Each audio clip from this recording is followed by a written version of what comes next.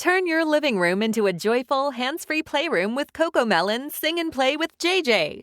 Your child sings, moves, and learns right alongside JJ and friends, all on the big screen. It's designed thoughtfully to spark speech, rhythm, and coordination through songs and active play. Try an ad-free, safe, and interactive way to make screen time part of their learning and growth. Parents love how easy it is, voice-controlled and frustration-free. Kids love every moment of singing, laughing, and playing along. It's fun for them, and it's feel-good for you. Available now in the Volley app on your smart TV. Just search Volley in your TV's app store and start your free trial of CoComelon Sing and Play with JJ today. That's CoComelon Sing and Play with JJ. Available now in the Volley app on your smart TV. Search Volley and start your free trial today. Volley.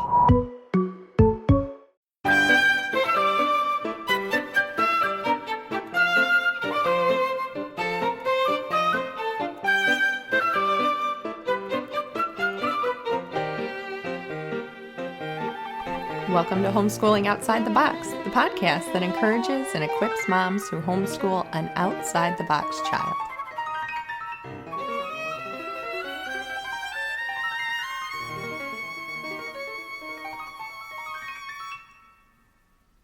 Hey there, I'm Cindy Renna, and this is episode 10.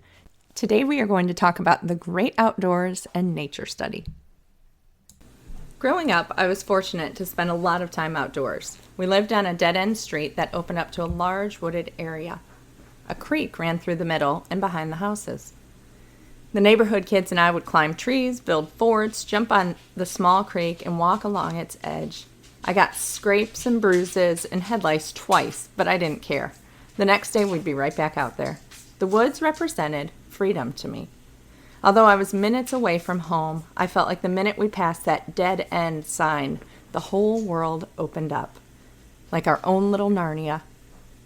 I was about the same age as my boys when I started playing in the woods, exploring on my own, finding solitude and excitement all in one afternoon. I can't imagine my own kids doing the same. Today it somehow feels unsafe. We won't let them ride their bikes around the block alone yet. Even on family walks, I catch my husband and I yelling after them at every block, "Don't forget to stop at the corner." And yet there's something so pure, so alive, so necessary about the type of childhood I had. To explore, connect, be one with God out in the vast unknown. Okay, so that's how it felt for a 10-year-old. I believe it's a crucial part of growing up to have that love for nature. As Robert F. Kennedy Jr. aptly put it, God communicates to us through each other and through organized religion, through wise people and great books, through music and art, but nowhere with such texture and forcefulness and detail and grace and joy as through creation. The great outdoors. In a minute, we're going to talk about nature study. Charlotte Mason felt pretty strongly about being outdoors, to say the least. She had a lot to say about this, not just through nature study, but as an informal, regular activity for children and parents alike. And that's the focus of this portion. The great outdoors can take many different forms depending on where you live. Rivers or canyons, fields or streams, deserts or waterfalls, even your own backyard. These are just a few of the scenes that apply to Miss Mason's thoughts on being out of doors. A mother brags that her children are outside for a walk at least 1 hour a day. Perhaps that's better than nothing. A little girl uses her lunch money to buy aniseed candy drops. We might say that's better than nothing too. But children can't thrive on candy, and they can't thrive on just an hour outside every day. The human animal wasn't meant to survive in an artificial environment of walls any more than plants were designed to live in glass houses. Countries such as France, Germany, Italy have an advantage in that their people practically live out of doors and are happier, simpler, and healthier for it. Charlotte Mason. So what should we do outside? Our postmodern culture is obsessed with productivity. All efforts should accomplish something. I even confessed my own desires to be productive a few episodes ago on the podcast. It's a real struggle. But Miss Mason warned against getting in the way of what nature itself is already accomplishing. Being out of doors is about tasting freedom and experiencing release. This is not the best time for a lesson, but if you absolutely feel like you must be doing something other than playing, running, relaxing, or breathing fresh air, consider pointing your children towards observation or seeing closely what is around them. Encourage them to paint a picture in their mind of the landscape. Once the mother and child have arrived in a pleasant, breezy area, it is not the mother's duty to entertain the children. No reading aloud or storytelling. In fact, there should be as little talking from her as possible, and what little there is should have definite purpose. After all, who worries about entertaining children with storybooks during a puppet show or at the circus? And the great outdoors has lots more to offer than either of those. A wise mother, upon arriving at their spot, first sends the children off to run wild and play and make as much noise as they want. Charlotte Mason. Benefits of being in the great outdoors. Attention to detail. The great outdoors is full of tiny details. The petals of a flower, the spots on a ladybug's back, and the intricacies of a snowflake on your fingertip all give your child and you the opportunity to observe something carefully. The mother looks herself at what she sent them to look at while they're gone. When the children come back, they will excitedly tell what they saw. There's a beehive, lots of bees going on in it. There's a long garden. It had sunflowers and daisies and pansies. There were lots of pretty blue flowers with rough leaves. What do we think these were, Mom? Probably borage. It's an herb that attracts bees. Oh, and there were apple trees and pear trees on one side and a path in the middle. Which side were the trees on? The right. No, the left. Wait, which hand do I write with? Yes, the right. The apple tree had 1,000,000 apples on it. 1,000,000? Well, maybe not 1,000,000, but a whole lot. And so on, so that the mother gets the complete details little by little. Charlotte Mason. Another purpose of the outdoors is solace and refreshment. Being outdoors can give us solace and refreshment immediately, but it can also provide us with a storehouse of memories that can bring us to peace when we're trapped indoors. As Charlotte Mason says, the habit of storing mental images cannot be overrated. It can comfort us and refresh us. Even in our busiest times, we can stop and take a mini vacation in our own piece of nature to be refreshed and gladdened by the silence and calm of things that can't speak or feel. Reverence of life is another benefit of being outdoors. Children learn reverence and respect for creation by being out in it. Our culture does not seem to magnify things that are holy and reverent anymore. There's not a lot of places where people stop in awe. The great outdoors can be one of those places. A breathtaking sunset, a tiny baby bird. The more intimately children know something, the more they can appreciate its beauty. Creation is a direct connection to God. The flowers of the field, the rain that falls from the sky, all creatures great and small, were made by the hand of the Creator. Should children study biology, botany, and zoology by dissecting and taking things apart? Not usually. Children younger than 6 or 8 years old shouldn't be pulling flowers apart to study them at a time when they should be learning to revere and protect life rather than destroy it, mosquitoes and other pests excepted. An awe for the precious gift of life that can be destroyed by a cruel child but never be brought back is an important lesson for the children. The child who sees his mother reverently and softly kiss a snowdrop flower is learning something that no book can teach him.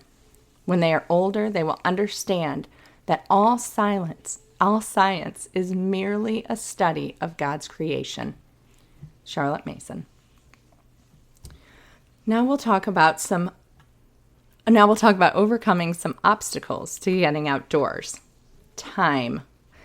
Even an hour outside can seem like a large amount of time in the age of technology and air conditioning.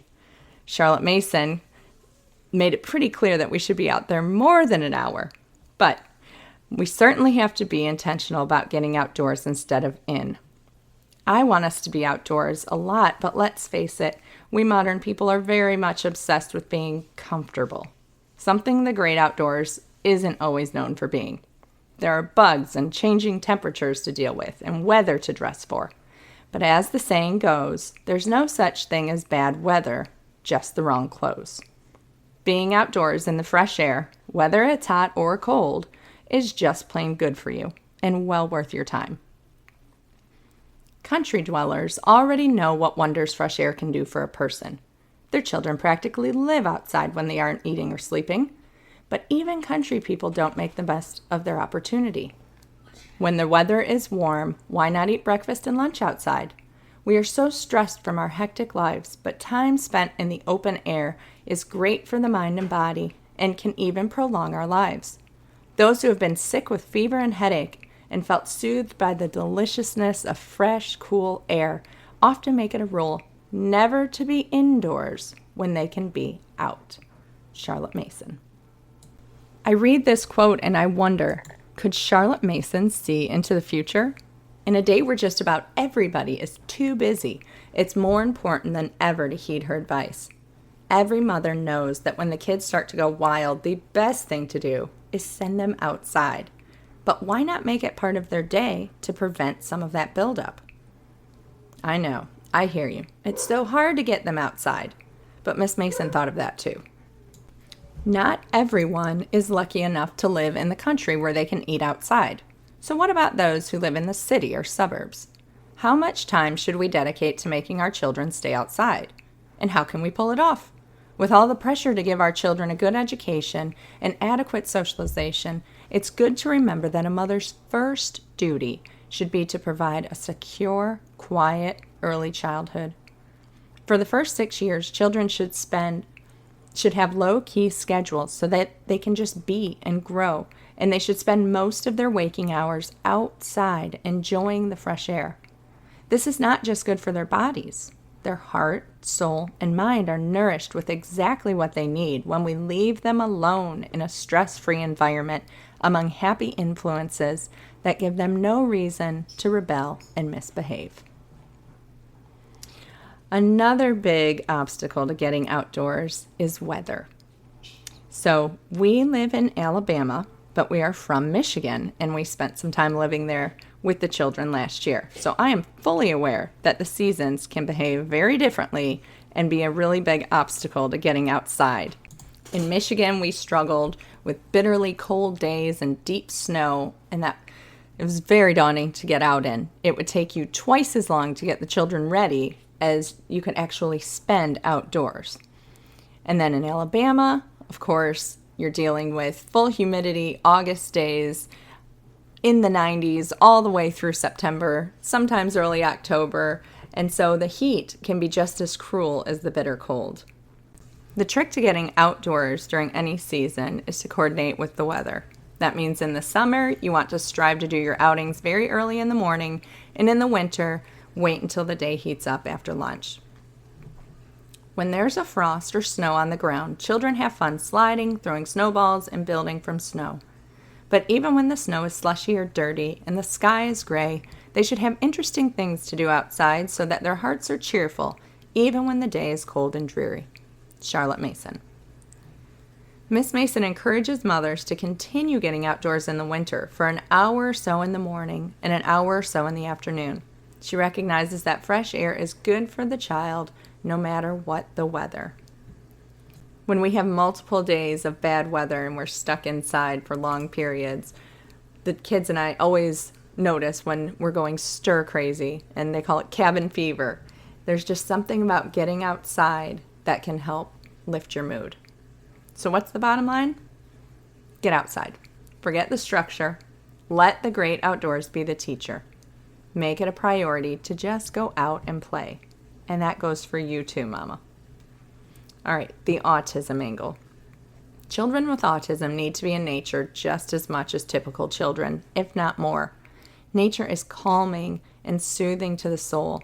They are free to be themselves outdoors, to look under rocks, to move their bodies freely, to point and yell, "Look at that dragonfly," without disturbing anyone. As long as you are comfortable with their self-control and keeping safe boundaries, allow your child to run free outdoors. It's good for both of you. I'm actually going to make the nature study episode its own unique episode because that went a little bit long, and I realized the nature study one is pretty long too. So I'm going to say goodbye for now. Next time we will talk nature study. Thanks so much for listening. I will talk with you soon. Bye-bye.